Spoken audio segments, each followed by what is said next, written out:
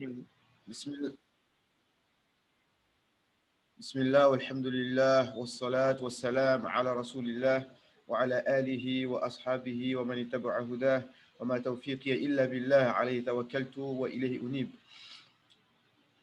Allahumma allimna ma yanfa'una, wanfa'na bima 'allamtana, wa zidna ilman wa rashadan, wa lahiqna bi'ibadika as-salihin. Allahumma amin. Donc, alhamdulillah, aujourd'hui, on va commencer un sujet très important. Bon, on va faire en français pour l'instant. En français, c'est bon? Ouais, Inch'Allah, pas de problème, hein, français ou l'arabe, comme tu veux. Ok, on va faire en français pour l'instant. De toute façon, je le referai en arabe, Inch'Allah. Ça, c'est très important. Non. Donc, c'est un sujet très important parce que je pense même pas que ça existe en français, en fait. Tu vois, ce sujet. En arabe, alhamdoulilah, ça existe beaucoup. En réalité, il faut être stratégique. Celui qui est arabophone, il peut trouver des centaines, des milliers de cours dans Ilm al-Balagha, mais un francophone, ça va être plus compliqué pour lui. D'accord?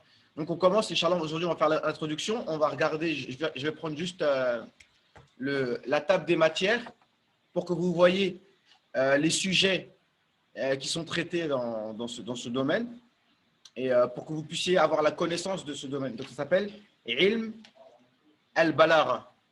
Ilm al-Balagha. Donc, en français, ça s'appelle la rhétorique. Mais en réalité, c'est un ilm qui est composé de trois ulum. D'accord? Il y a trois. En fait, ce qu'on va étudier ici, c'est trois sciences. D'accord? Mais on l'appelle ilm al-balagha. D'accord? En arabe, on appelle ça ilm al-balagha. Al-balagha, vous voyez, c'est comme le mot tablir. Balagha, yuballiru, tabliran. Ça veut dire le fait d'atteindre quelque chose. Tablir, ça veut dire. Comment ça s'appelle? Comment on dit déjà? Comment on dit établir déjà? Passe le message, celui qui donne le message. Ouais, voilà, transmettre, voilà, transmettre. Donc ça vient de toi pour aller transmettre d'un point A vers un point B.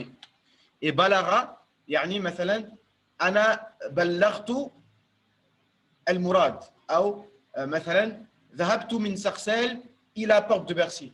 الآن بلغت أو بلغت porte de Bercy. J'ai atteint la porte de Bercy. D'accord? لقد بلغت هدفك. Tu as atteint ton objectif. Donc, le but de Balara, en gros, c'est le fait que quand tu parles, que ton message, il atteigne le cœur de celui à qui tu parles, de la meilleure manière. D'accord? Donc ici, la première chose qu'on étudie, on étudie ce qu'on appelle al-fasaha. Donc al-fasaha, comme vous savez, c'est le fait d'être éloquent. Al-fasih, d'accord? C'est le fait d'être éloquent. On apprend que l'éloquence, elle est dans le mot en lui-même.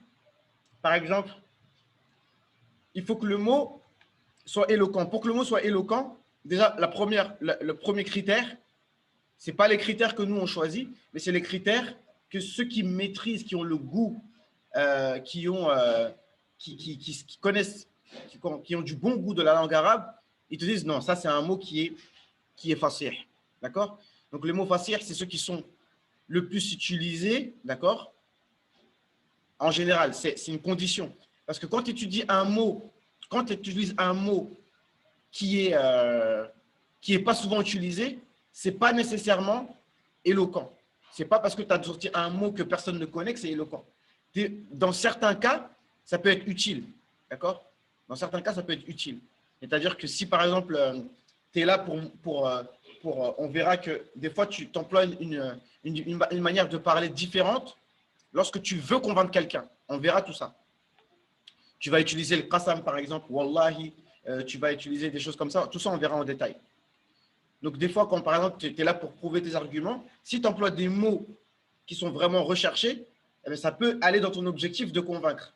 Mais sinon, à la base, quand tu es là pour te faire comprendre, quand tu es là pour faire une exhortation, Bon, le but, c'est de prendre des mots qui sont connus des gens, d'accord, mais qui restent beaux et éloquents, d'accord. Donc, fasahat al-kalima, d'accord.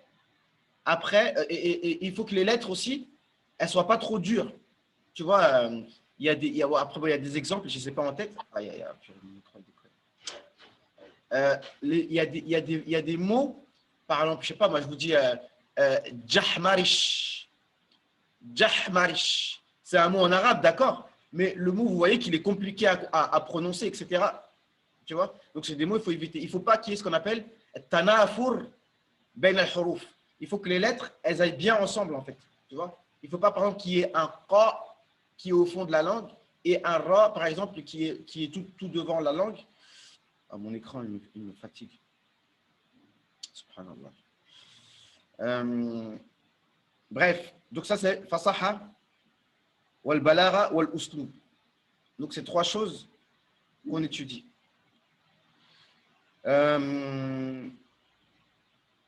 Ensuite, donc les trois ulum.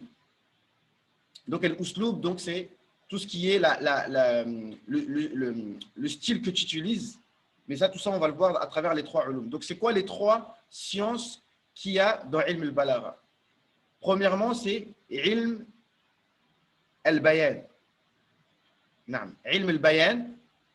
La deuxième, c'est ilm al-ma'ani. Et le troisième, c'est ilm al-badi'. D'accord? Premier, ilm al-bayan. Deuxième, ilm al-ma'ani. Et troisième, ilm al-badi'. Donc, al-bayan, comme on connaît justement dans le jargon des gens du Khuruj, ils ont fait un bayan. D'accord? Ils ont fait un bayan. Donc, comme bayan, comme vous savez, bayan, c'est le fait de tubayyin. Tu exposes, tu expliques quelque chose. D'accord? Ça s'appelle ilm al-bayan. Et ce science de bayan, elle est composée de 6 chapitres. D'accord? Essentiellement, c'est ce qu'on appelle at-tashbih. At-tashbih, et là, c'est tout un... Attention, parce que cette science-là, elle est quand même relativement technique. D'accord? Donc, des fois, tu te dis, ouais, moi, j'étudie ça pour pouvoir bien m'exprimer, etc. Mais à la base, c'est technique. Quand on rentre dedans, vous allez dire, ah, mais c'est trop technique, ça, quand même. Mais le but, c'est de pouvoir bien s'exprimer. Mais surtout, le plus important, c'est de pouvoir, quand on entend, notamment le Coran ou des hadiths ou des paroles, de savoir détecter la beauté qu'il y a dans ce qu'on entend. D'accord? Donc, le tashbih, c'est le fait de comparer, en fait. D'accord? On va toujours dire le même exemple. Zaydun shuja'un. Zayd est courageux. Zayd est courageux. Ok, tu as dit il est courageux. Mais maintenant, quand tu fais tashbih, tu veux dire courageux comme qui, comme quoi? Tu peux dire Zayd est courageux comme un lion. D'accord? Donc, on verra que tashbih, il y a, je vous dis de tête, hein, on va commencer le cours la semaine prochaine, Inch'Allah, de tête. Donc, le tashbih, il a plusieurs arcanes. Il est composé de plusieurs choses. Donc, on a al-mushabbah bihi, celui à qui il est comparé, c'est le lion. Al-mushabbah, c'est celui que tu compares, ça fait 2. Troisièmement, adatu tashbih. D'accord? C'est le mot par lequel tu vas comparer. C'est pas dire comme. Tu vas dire comme en arabe, mithlu. Donc, Zaydun al-mushabbah, celui que tu vas comparer. Shuja'un, mithlu. Mithlu, c'est adatu tashbih. C'est l'élément avec lequel tu compares. Mithlu. Al-asad al-mushabbah bihi. Et quatrièmement, wajhu shabah. Et wajhu shabah, ça veut dire courageux. Donc, c'est quoi la comparaison en fait entre Zayd et le lion? Eh bien, wajhu shabah, c'est le courage. D'accord? Donc, les 4 choses. Et on verra que ces 4 choses-là, on peut jouer avec. D'accord? Et on verra que ce qu'on appelle à la fin tashbih al-balir. Tashbih al-balir, la comparaison éloquente, c'est quand tu enlèves adat ou tashbih, et quand tu enlèves wajh shabah, et tu dis Zaydun Asadun. Zaydun huwa Asad. Donc, tu as enlevé le adat ou tashbih par lesquels tu montres que c'est une comparaison. Tu ne dis pas Zayd est comme un lion. Là, tu as enlevé wajh shabah. Wajh shabah, c'est courageux. Shuja'un. Tu as enlevé Shuja'un. Donc là, tu exprimes même pas dans quel sens dans quel sens il est pareil au lion. Là, tu as enlevé wajh shabah. Et si tu enlèves adat ou tashbih, donc il reste que shabbah mushabbah bihi, Zayd est un lion. Là, tu as en fait atteint ton objectif encore plus fort. Tu vois? Donc, on est parti à la base de Zayd est courageux, et on est passé à Zayd est un lion. Donc, tout ça, on va voir en détail avec plein d'exemples dans le Coran, dans des poèmes, etc., pour voir tout ça. D'accord? Ensuite, ça parle aussi du majaz. Ilm al-Bayan, ça parle du majaz. Majaz, donc c'est justement un sujet important qu'on disait dans le tafsir du Coran, c'est que là on est en train de parler de la langue arabe et de la manière dont les Arabes s'exprimaient, d'accord? Et les Arabes, et je pense dans toutes les langues, il y a ce qu'on appelle majaz. Majaz, en arabe, quand tu dis jaz, yajouz, ou quand on dit yajouz, la yajouz, hein, ça veut dire c'est permis. Mais quand tu dis jaz, ça veut dire passer. Tu passes le sens apparent et tu vas dans un sens figuré. D'accord? Donc, tu dis par exemple, oh purée, c'est pas possible. Le temps, il passe vite comme ça. Il reste 10 minutes. Jaz yajuzu, c'est que tu passes. D'accord? Ça veut dire au sens figuré en fait. Et quand par exemple tu dis salamtu ala asadin, j'ai passé le salam, j'ai salué un lion. On sait très bien que c'est impossible, aqlan, que tu puisses saluer un lion. D'accord? Donc, le majaz, c'est quand tu dis une phrase et que la raison nous impose de dire que c'est impossible que ce soit au sens propre. Donc, on sait que c'est au sens figuré. D'accord? Maintenant, en ce qui concerne les attributs d'Allah subhanahu wa ta'ala, donc je ne veux pas vous rentrer dans le sujet, mais c'est juste pour comprendre,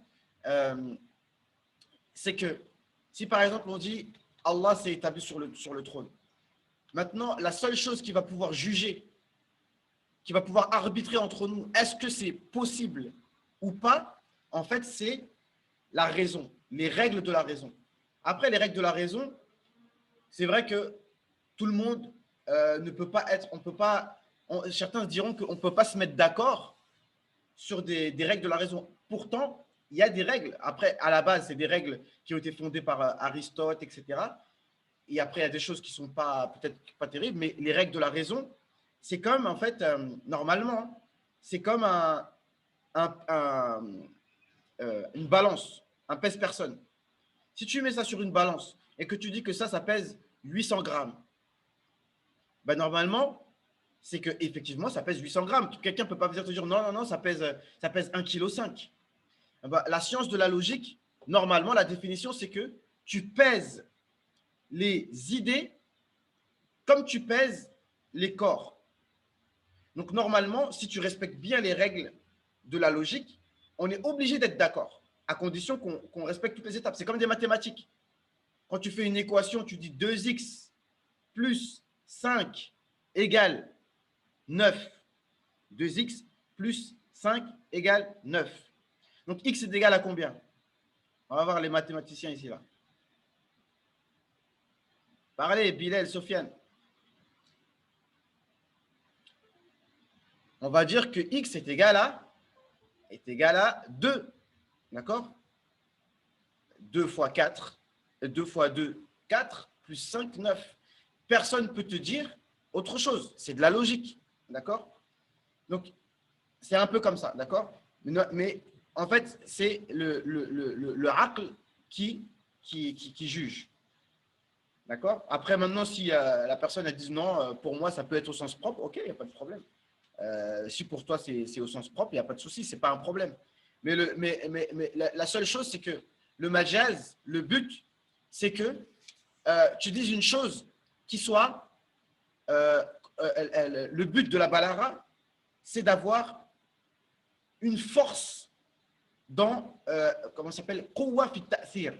C'est-à-dire que tu exprimes une chose d'une manière plus forte. Donc, si je te dis, par exemple, maintenant, j'ai passé le salam à un imam qui fait des khutbahs, masha'Allah.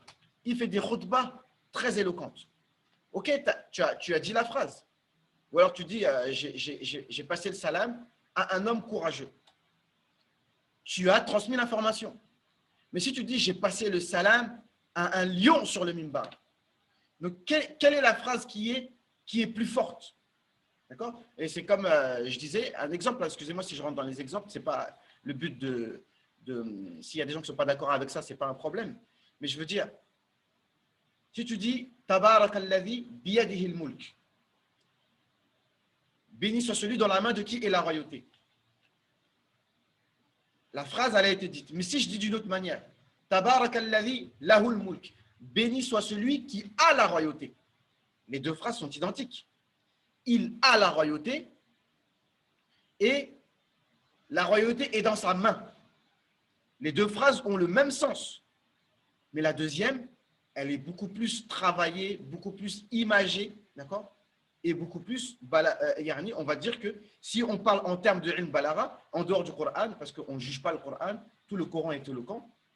Dans la conjugaison, on ne juge pas le Coran. Le Coran, c'est le plus haut degré d'éloquence. Mais on prend des exemples du Coran pour dire que quand tu dis la royauté est dans sa main, c'est plus fort que quand tu dis la royauté lui appartient. C'est tout. Au niveau de la science de Balara, c'est tout ce qui nous intéresse. C'est de pouvoir exprimer les choses d'une manière plus forte. Donc ça, c'est tout ce qui est El Balara. El Majaz, il y en a plusieurs sortes. Là, je ne les ai pas en tête. J'ai étudié plusieurs fois, mais c'est un peu technique. Il y a des définitions précises pour chaque terme, avec les exemples, etc. Donc, il faut que je relise un peu. Quand on va lire tout ça, eh bien, on va prendre les exemples, on va prendre les définitions, etc. Ici, c'est un livre, Al-Balar al-Wadiha. Vous voyez la taille du livre? Parce qu'il y a plein d'exemples, plein d'exercices dedans. Parce qu'en fait, pour maîtriser cette science, il faut quand même, c'est comme je vous dis, c'est technique.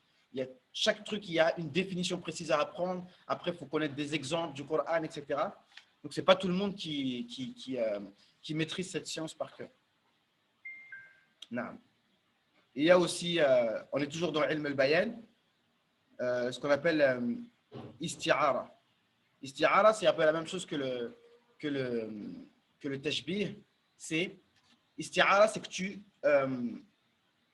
en fait, tu empruntes une terminologie pour l'employer à quelque chose. Attends, il y avait un exemple hier. Attends.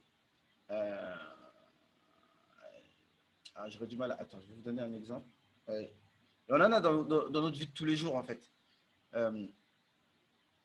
Voilà, par exemple,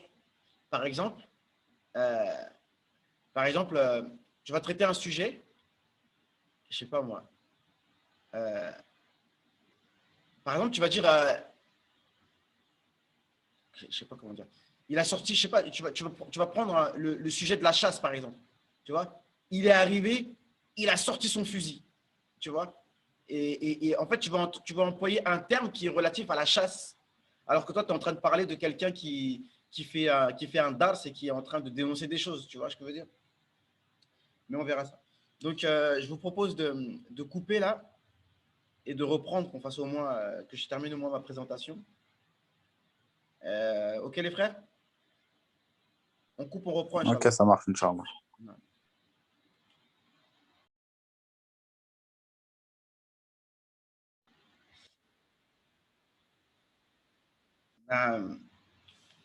Ok, les frères, donc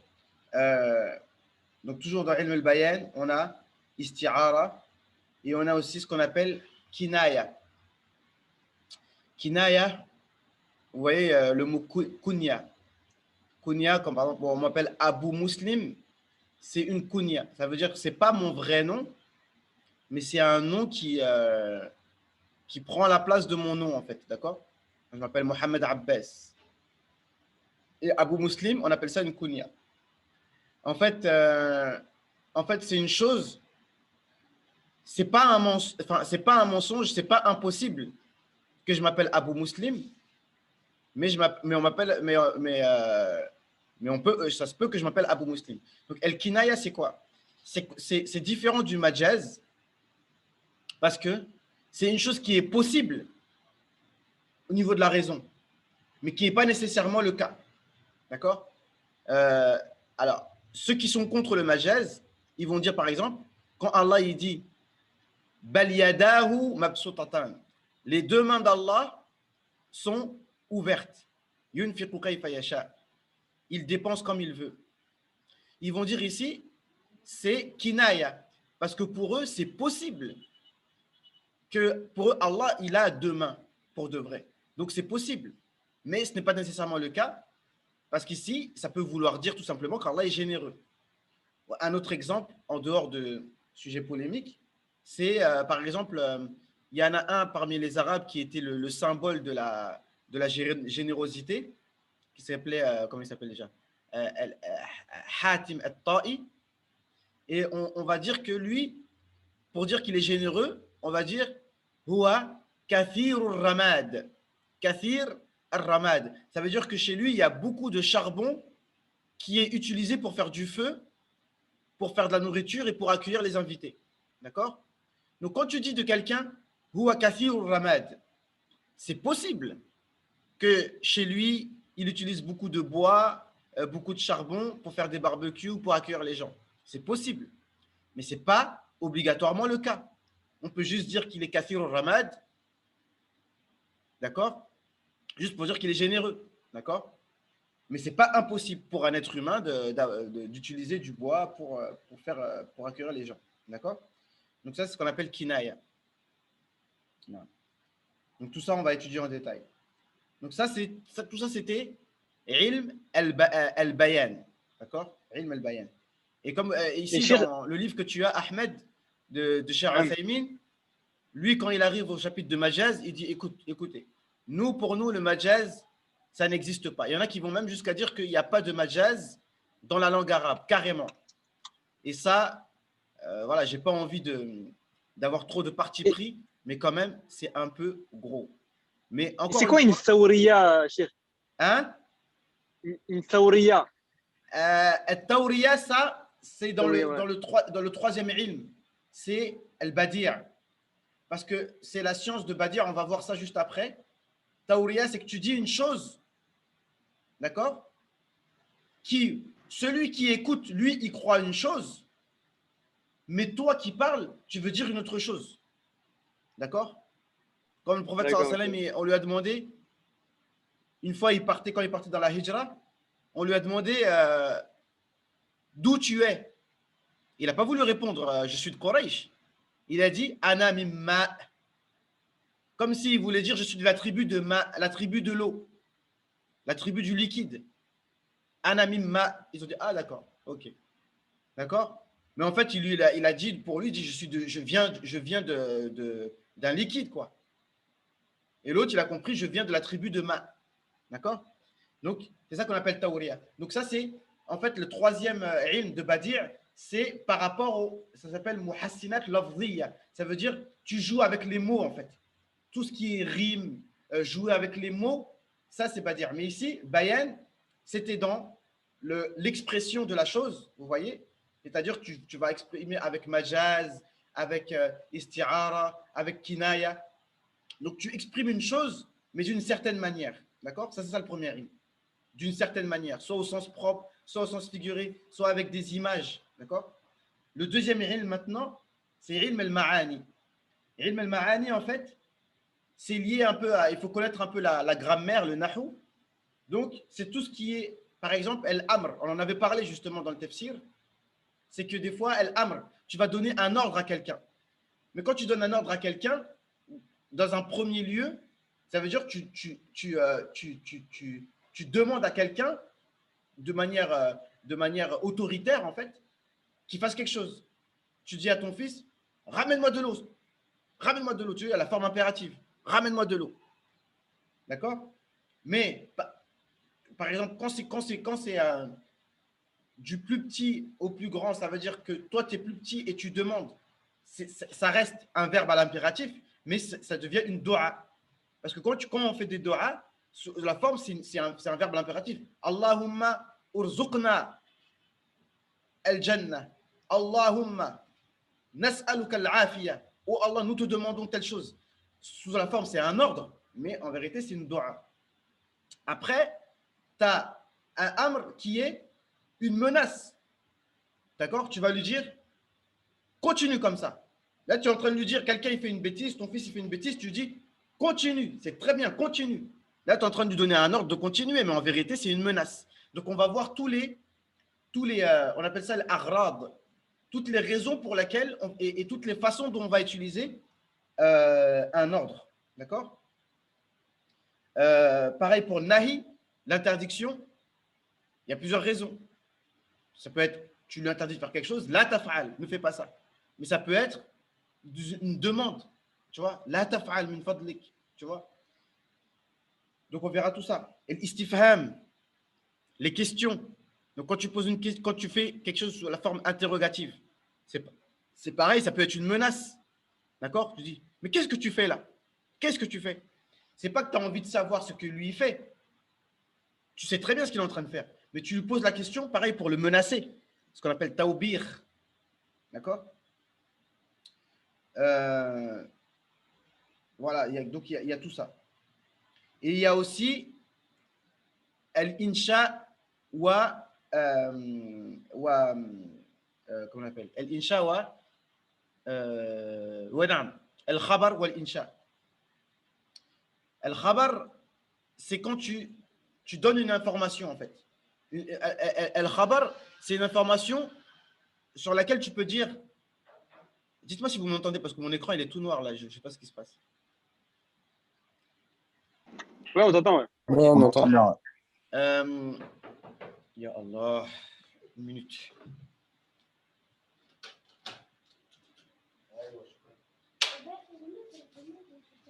أنا في الدرس مصطفى. نعم. Donc je disais, El Khabar, c'est une information sur laquelle tu peux dire vrai ou faux. El Insha, c'est une phrase qui n'accepte pas que tu puisses dire vrai ou faux. Et c'est tout ça. C'est El Amr, ou El Nahi, ou El Istifham. Quand tu ordonnes quelque chose, tu dis par exemple, ramène-moi de l'eau. Tu ne peux pas dire c'est faux. Non. Mais par exemple, quand tu dis Zayd est assis, là tu peux dire c'est vrai ou c'est faux. Donc c'est un khabar. D'accord? Donc des fois, le khabar, il sort. En fait, le khabar se transforme en insha. Parce que regardez dans la langue arabe, quand tu dis, alors, je voudrais une traduction de cette phrase. Quand tu dis Ghafarallahu lak. Ghafarallahu lak. Qui peut me donner une traduction précise de cette phrase?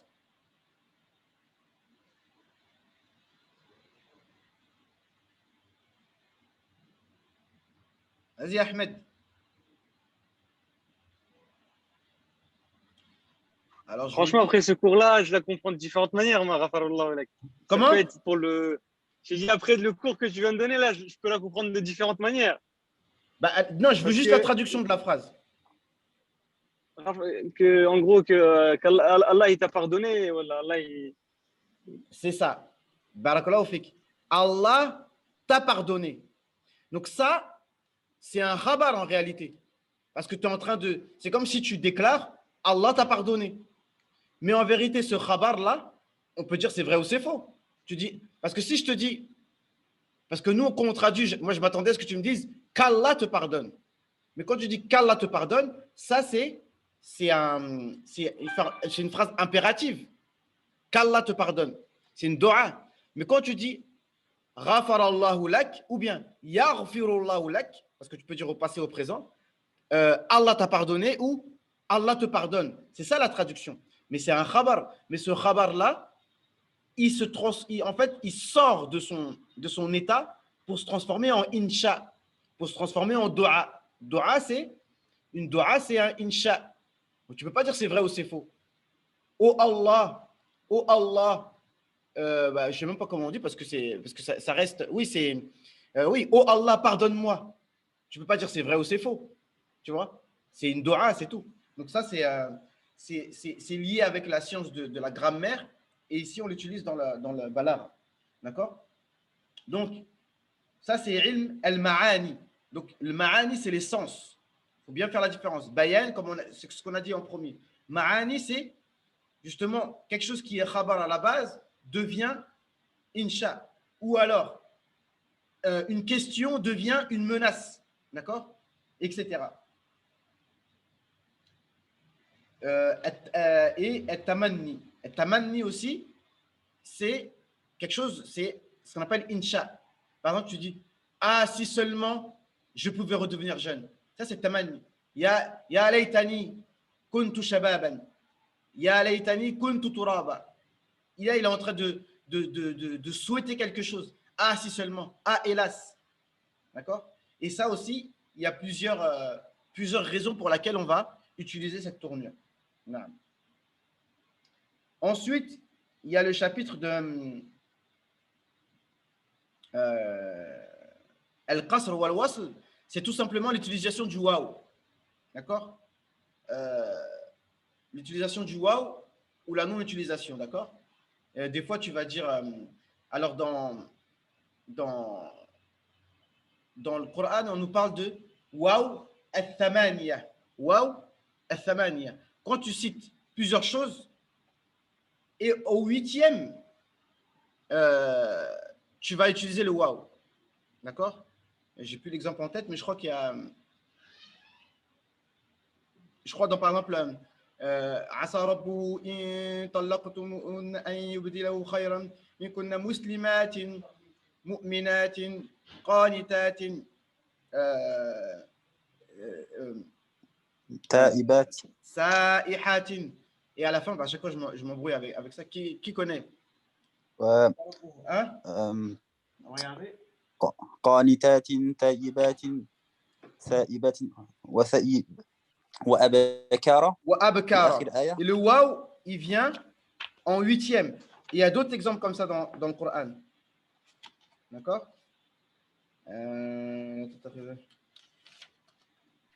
في سورة التحريم. Hein? في سورة التحريم. Tahrim, non. Regarde. Ah, mais le waouh, il y a trop d'irchief entre les savants là sur le waouh. Parce qu'il y en a qui le prennent justement avec un et.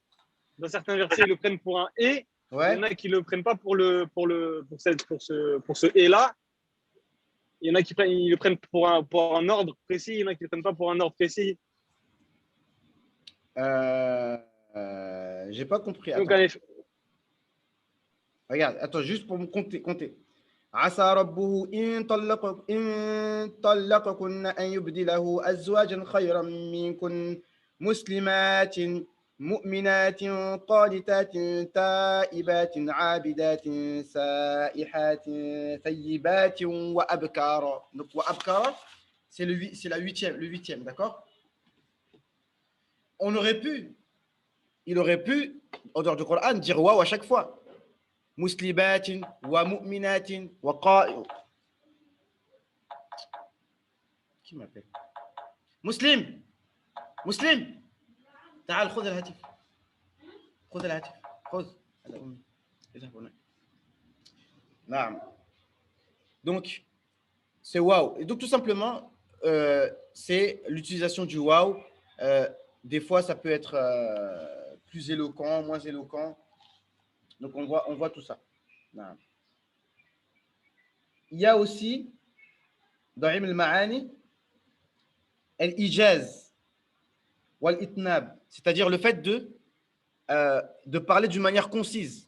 En général, le plus éloquent, c'est de parler d'une manière concise. D'accord? C'est-à-dire l'éloquence, on n'a pas dit, c'est le fait, yani, comment on dit déjà? Je ne me rappelle plus la définition exacte, mais c'est al-kalam al-munasib bi muqtada al-hal. C'est-à-dire que de tenir le bon discours en fonction de la situation. Donc, ça change. Ça dépend qui tu es en face. Ça dépend tu es dans quelle situation. Mais en général, parler de manière concise, c'est ça qui est éloquent. Mais des fois, il est bien d'allonger les paroles. Alors, il y a plusieurs raisons. Parmi les raisons, c'est si tu as en face de toi des gens qui ne comprennent pas vite. D'accord? Des gens qui ne sont pas très... des gens qui ne comprennent pas vite. Donc là, c'est mieux de répéter. C'est mieux d'allonger. Comme un humain. Hein? Comme un insane, quoi. Non, non, pas une scène, mais ça dépend les personnes. Si tu as des gens, par exemple, l'histoire, ils la connaissent déjà. Ou alors, ils sont en troisième année, quatrième année. Ils connaissent déjà le sujet. Donc, tu ne vas pas tout détailler. Tu vas aller vite fait, hop, hop, hop. Tu vois, c'est comme quelqu'un qui connaît le boulot. Quelqu'un qui est censé avoir 5 ans d'expérience, tu ne vas pas tout lui expliquer de A à Z. Tu vas dire, bon, écoute, tu fais tu lui parles directement avec les termes techniques. Il va comprendre. Et c'est mieux comme ça. Mais par contre, il y a un exemple où Moussa alayhi salam, il aurait pu répondre d'une manière courte, mais il a répondu d'une manière longue parce que parmi les raisons, c'est quand tu aimes bien quelqu'un, tu aimes bien parler avec quelqu'un, alors bah, tu allonges les paroles. Tu vois? Si par exemple, tu vois, tu es dans une assemblée, par exemple, où tu sais que les gens, ils sont là, ils ont envie de t'écouter, ils ont envie d'entendre des bonnes paroles. Donc, tu peux faire une longue introduction. Inna alhamdulillah, nahmaduhu ta'ala, wa nasta'inuhu, wa huwa alladhi khalaqa as-samawati wal ard fi sittati ayyam, thumma istawa 'ala al-'arsh, wa huwa al-awwal, wa huwa al-akhir, wa huwa kada kada. Yani, t'allonges comme ça, tu vois. Parce que tu sais que les gens, ils ont envie de ça. Mais si tu es dans un khutbah Juma'a, les gens ils sont pressés, etc. par exemple, et toi tu fais ça, les gens disent, ah, ça y est, lui, il va jamais finir. Tu vois? Bref. Et donc, Moussa alayhi salam, Allah lui a demandé, wa matil kabiyaminika ya Moussa. Pareil, c'est une question qui n'en est pas une. Une question, normalement, c'est quand tu ne connais pas et tu veux savoir. C'est quoi dans ta main, Moussa? Mais des fois, les questions, elles sont pour l'enseignement, en fait. D'accord? C'est pour t'enseigner quelque chose. D'accord?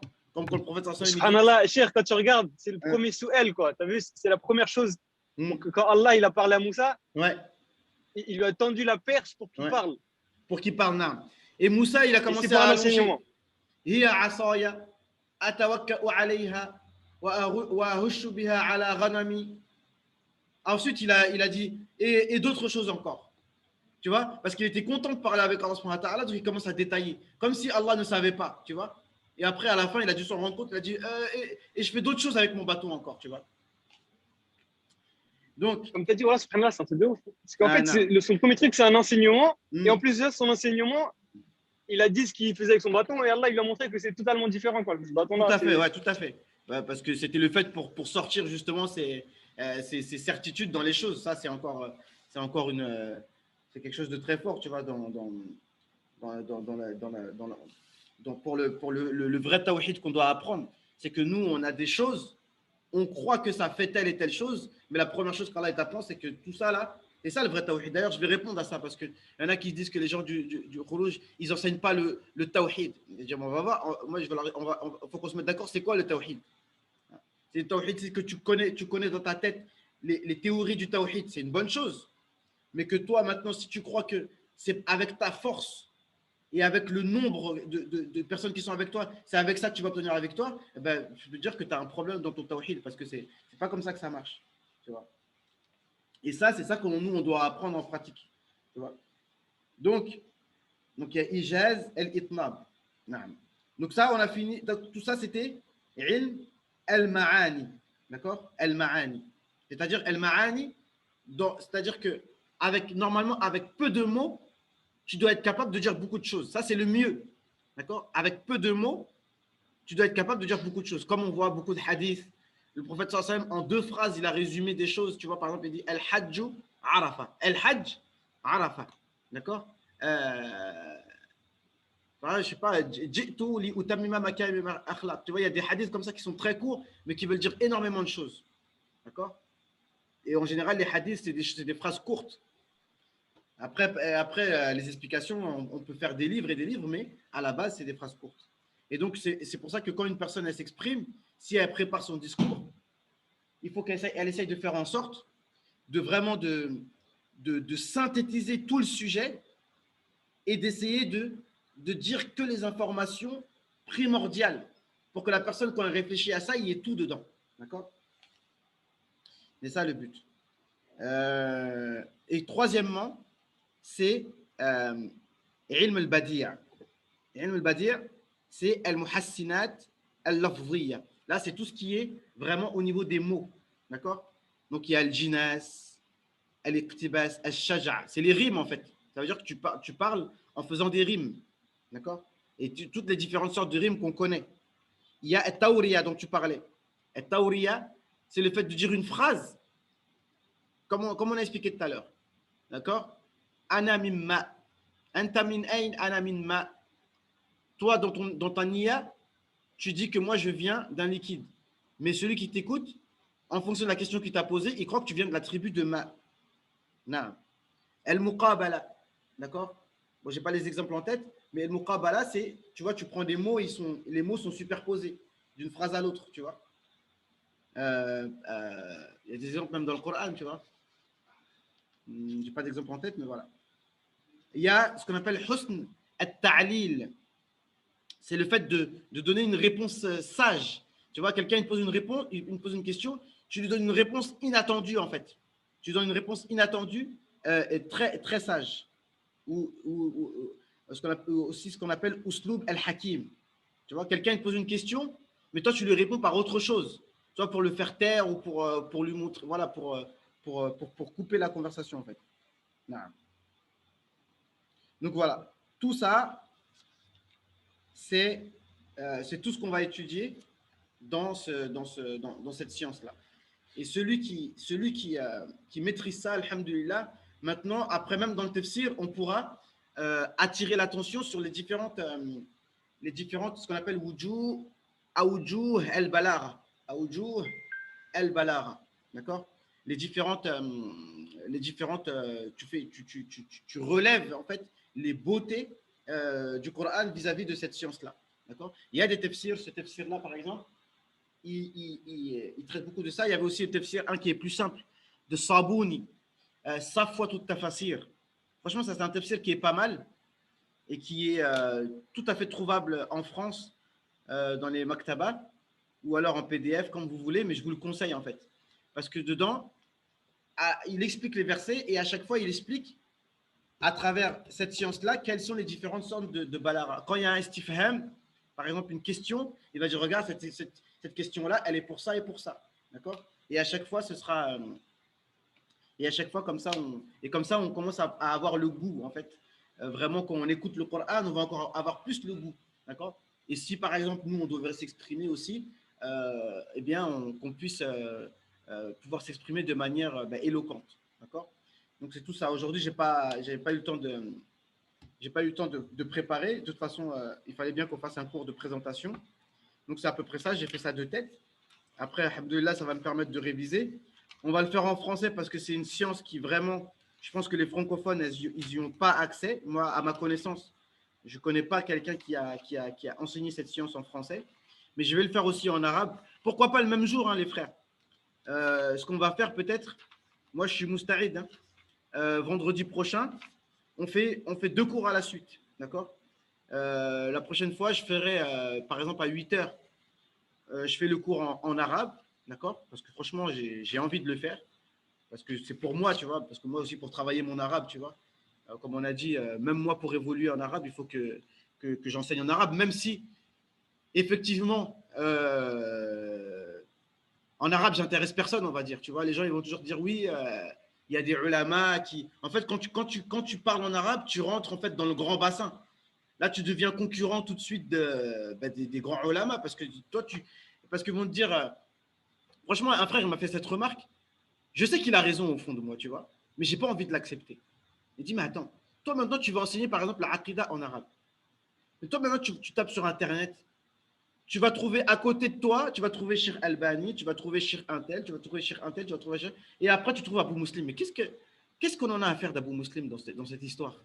Tu vois? Si Abu Muslim, il a l'ikhlas, il Hein? a une niya saliha. Si Abu Muslim, il a une niya saliha, il a l'ikhlas. Allah, il va baraka dans ce qu'il dit. Les peu de Naam, paroles qu'il va naam, tu dire. vois ce que je veux dire? Et donc, mais du coup, moi, ce que je dis tout le temps, c'est que nous, les Français, parce qu'on est Français, hein, qu'on le veuille ou non, on est condamnés à être des éternels traducteurs, en fait. On est là pour traduire, on est là pour être de faire de la sous-traitance de ulama. Pourquoi? Parce qu'on est Français. Et moi, c'est un truc que j'accepte pas. Tu vois? Moi, j'ai envie de faire, comme je dis tout le temps, une bonne concurrence, une concurrence saine. Moi, j'ai envie que on puisse dire, mais pas par ostentation, mais parce que je suis français et je ne l'ai pas choisi. Tu sais, comme maintenant, en ce moment, on parle du sujet du racisme, etc. Soi-disant, hein, soi-disant le racisme des Maghrébins sur les Noirs, ben, il y a aussi le contraire qui existe, donc on ne va pas s'en sortir. Mais Sofiane Abouayoub, il a dit une chose vraie, il a dit, mais toi, Ahmed, tu n'as pas choisi d'être algérien, moi, je n'ai pas choisi d'être camerounais. Donc, où est l'intérêt de se vanter d'une chose que tu n'as pas choisie?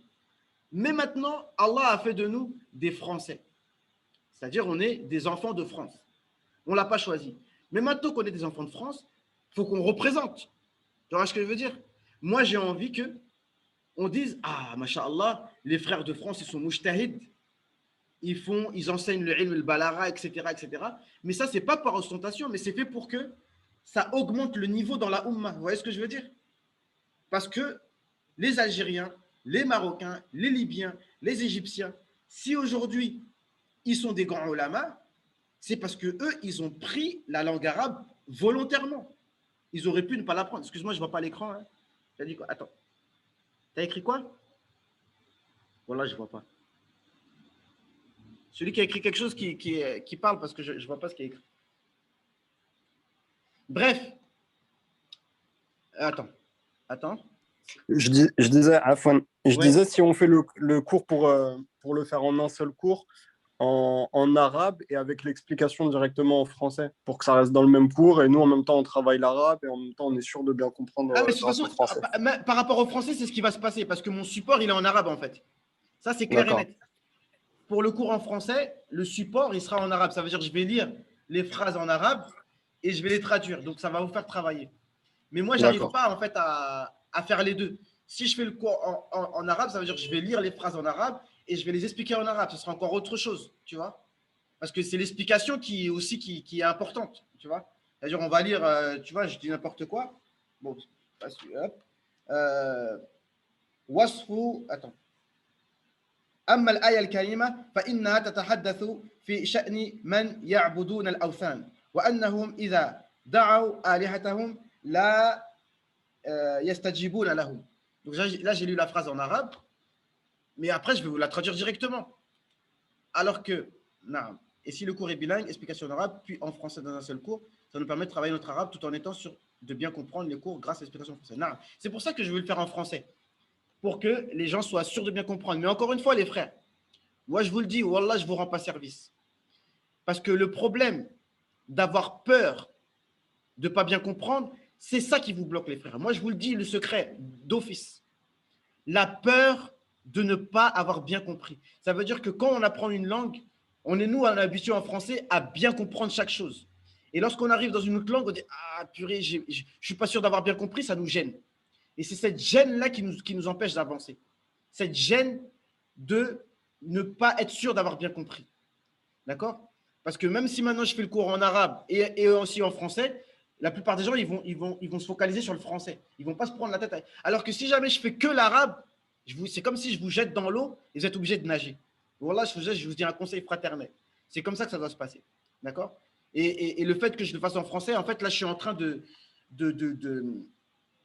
comment dirais-je, de me laisser influencer par vous, en fait. Tu vois? Et c'est une erreur. Wallah, c'est une erreur. Je vous le dis. D'accord? Mais ce n'est pas grave.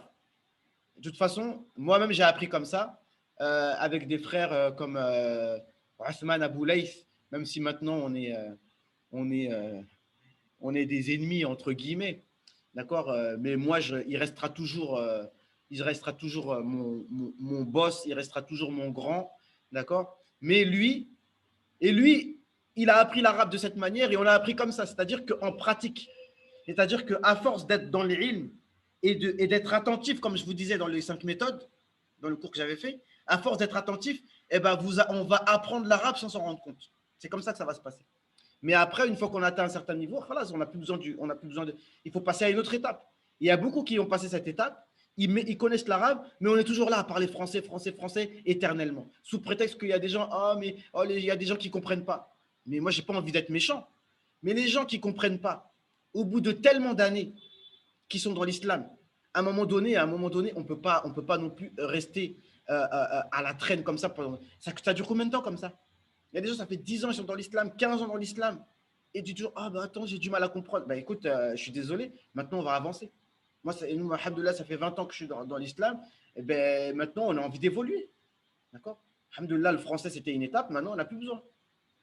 D'accord? Mais, alhamdoulilah, donc, comme je dis, je suis français, c'est le destin. Allah Azza wa Jal m'a donné le français. Il y en a qui rêveraient de pouvoir maîtriser cette langue, mais ils ne la maîtrisent pas. D'un certain côté, on pourrait même être, entre guillemets, mieux, entre guillemets, hein, si on a le niveau en arabe et qu'en plus on a le français, on pourrait être mieux qu'un alim qui ne connaît pas un mot du français. D'accord? On aura une plus-value par rapport à lui.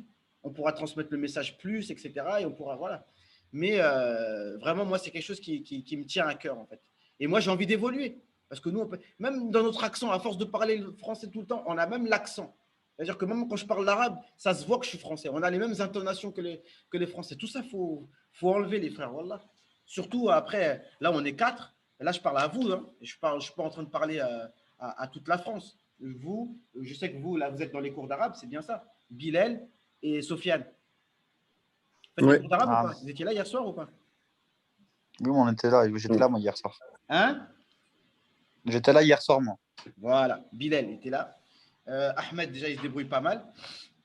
Donc, toi, Sofiane, de toute façon, je ne sais pas ton niveau, mais je pense que tu as quand même un petit niveau. Mais le but, c'est d'évoluer. On va évoluer ensemble comme ça, tu vois. Le but de toutes mes interventions, c'est toujours, je vais motiver les gens à évoluer dans ce sens-là. D'accord? Et voilà. Donc, c'est ça le but. Donc, de toute façon, voilà, moi, c'est ce que je vais faire rien que pour moi. Et aussi parce que aussi il y a d'autres personnes. Voilà, j'ai des amis anglais, des amis de Malaisie. Voilà, j'ai envie de leur transmettre le message aussi parce que nous on est là, nous, on croit que quand tu as parlé français, Zahma, tu as parlé au monde entier. Mais le monde entier ne parle pas français. Ça aussi, il faut qu'on le comprenne, nous, parce que nous, on vient de la France, c'est un pays fort. Hein. Bon, maintenant, notre président, il s'est fait gifler, donc là, ça prouve qu'on est en train d'aller vers… la France va dans l'autre sens. D'accord? Mais toujours est-il que la France, ça reste un pays qui est fort. Donc, nous, dans notre esprit, on se dit que une fois que j'ai parlé français, c'est aux gens de comprendre le français. Non, mais non, c'est pas vrai. C'est aux Français de comprendre l'arabe. C'est pas aux Arabes de comprendre le français ou c'est pas au monde entier de comprendre le français, ni l'anglais même. On s'en fout de ça. Hein? Du français, de l'anglais. Hein? C'est bon. Parce que quand on donne de la force à ces langues-là, utiliser ces langues-là, c'est leur donner de la force. Si une manière concrète de montrer qu'on n'est pas soumis à cette civilisation, je ne parle pas du français en tant que tel, hein, c'est de dire, ouais, le français, même ta langue, j'en ai pas besoin. J'en ai pas besoin. Tu vois? Ce n'est pas une langue on est obligé d'utiliser pour communiquer entre nous. Si on arrive à ça, Wallah, mon frère, on ne sait pas si je vais mourir demain après-demain, mais retenez ça de moi. Moi, je veux combattre cette suprématie de la civilisation occidentale dans tout. Et à l'époque où l'islam était fort, et bien vous le savez très bien, ce sont les Occidentaux, les Français et autres qui apprenaient l'arabe pour pouvoir apprendre chez les musulmans. Et bien sûr, ceux qui ont le iman daïf et qui sont pessimistes, ils disent ouais, mais ça c'était avant, ça ne reviendra plus jamais comme ça. Moi, je vous laisse avec votre mauvais yaqin. Moi, en tout cas, je combats pour ça et j'œuvre pour ça. Que l'islam reprenne sa force. Et un des signes que l'islam reprend sa force, c'est que nous, on utilise l'arabe entre nous. On utilise l'arabe dans nos mosquées, on utilise l'arabe entre nous. Là, on aura, en tout cas, moi, j'aurais accompli une mission qui m'est très cher à mon cœur. D'accord. Et il y en a qui disent oui, mais l'arabe, c'est qu'une langue, c'est pas le plus important. C'est pas parce que tu parles l'arabe que tu es plus pieux. C'est pas parce que tu parles l'arabe que tu vas mieux comprendre l'islam. Certains, ils te disent ça. Oui et non. Moi, tu vois, il y a des frères que je respecte beaucoup qui me disent ça. On a beaucoup discuté, on a fait des grosses polémiques. Au final, mais c'est vrai, moi je dis, regarde, il y a des frères avec moi ici, ils ne parlent pas l'arabe, mais quand je parle avec eux, des fois, je ne vois pas la différence. Ils te parlent du Coran, ils te disent, voilà, ça, il y a ça, il y a ça, il y a ça. Ils parlent des hadiths, ils disent, il y a ça, il y a ça. Je dis, mais des fois, je leur demande, mais comment vous faites au fait? Vous ne connaissez pas l'arabe, mais en fait, vous avez une compréhension de la religion qui, j'ai pratiquement rien à vous apporter. Comment ça se fait? Donc, ça prouve bien que, dans une certaine mesure, ce n'est pas parce que tu comprends l'arabe que tu vas comprendre le dîn mieux. Ok, je veux bien l'admettre dans une certaine mesure, mais quand même. Après, ça dépend ce que tu veux faire aussi. Si c'est une pratique de base, ok, tu peux être pieux, il y en a plein comme ça, en Afrique, en Asie, dans l'Europe de l'Est, en Russie. Ils ne connaissent pas du tout l'arabe, mais c'est des bons musulmans, il n'y a pas de problème. Ils lisent le Coran, leur ulama leur explique. Parce qu'attention, que ce soit au Cameroun, que ce soit en Malaisie, eux, attention, ils font des gros livres, hein, mais dans leur langue. C'est-à-dire que c'est des ouvrages de référence. Mais ils le font dans leur langue. Mais nous, en français, on ne le fait pas. Le problème, c'est que nous, en fait, je n'ai pas envie de critiquer qui que ce soit, mais nous, quand on fait des conférences, vous voyez les prédicateurs connus en France, à part Soufiane Abou Ayoub, lui, il fait ça. C'est-à-dire, il explique les livres, vraiment les livres, là, les vrais livres là, de référence, il les explique en français. Ça, oui, ça, je valide. Mais si c'est pour faire des conférences, oui, on va parler de tel sujet, non, mais là, tu n'es pas en train de ramener les gens vers l'objectif, tu vois. Parce que quand les gens ils vont voir que les livres de référence, ils n'arrivent pas à y avoir accès, eux-mêmes, ils vont se dire, ah, il faut que j'apprenne l'arabe, c'est bon, tu vois. Et moi, c'est ça mon but, d'accord. C'est pas de parler français pour parler français, d'accord, les frères. Donc, c'est ça l'objectif. Donc, voilà, je vous le dis, le temps, il est fini. Si j'ai réussi à vous motiver, de vous-même, vous allez apprendre, sans passer par une école ou quoi que ce soit. Moi, c'est comme ça que j'ai fait. Avec le frère Aboulaye et d'autres, quand je voyais les frères qui se donnaient des fawaïd entre eux en arabe, etc., ils étaient ah, Allahu Akbar. Et dit, ah, il a dit quoi? J'en avais marre de dire, il a dit quoi? Donc, moi, je voulais apprendre de moi-même pour pouvoir moi aussi dire, ah, Allahu Akbar, Masha'Allah, ce qu'il a dit, tu vois. Voilà, les frères. Donc, on va faire comme ça, Inch'Allah Ta'ala. Moi, je vous recommande de suivre. Et toutes les interventions que je fais en arabe, essayez de les écouter. Pas que moi, hein. Écoutez de l'arabe, les frères. Ne dites pas, je ne comprends pas. Écoutez. D'accord? Écoutez Shirkish, écoutez des conférences en arabe, écoutez-les attentivement. Faites dua avant, dites Ya Allah, fais-moi comprendre. Et Allah, il va vous faire comprendre. Moi, c'est comme ça que j'ai fait. Ok, les frères? Donc, je vous laisse. Et puis, on se dit avant j'ai une question rapide. Quoi qu'il en soit, on garde notre cours à 10h, on va dire, ou à 8h, comme vous voulez. On se met d'accord. Mais en tout cas, je vais faire les deux. D'accord? Ou à un autre jour, je ne sais pas. Mais en tout cas, quoi qu'il en soit, on se retrouve vendredi prochain, Inch'Allah. Et je vais réfléchir exactement. Soit on fait à 8h, soit à 10h, le cours en français. Mais le cours en français, on va le faire. Vous préférez 8h ou 10h? 10h, c'est mieux. 10h, c'est mieux. Ouais. Non, ça marche. Ok, 10 les heures. frères. Est-ce que c'est mieux si on a le livre ou pas? Hein? Le livre, il faut qu'on l'ait ou pas? Le livre? Ouais. Ouais, bien sûr, bien sûr. Je ne vous ai pas dit, demandez à Ahmed. C'est le livre de Shira Faymin, Durous el-Balara. Il se trouve facilement à Couronne, etc. Durous el-Balara. L'inspection Shira Faymin. Je vous envoie la photo dans le groupe, Inch'Allah. Ça va couper ça. Wa alaykoum salam. Wa alaykoum salam.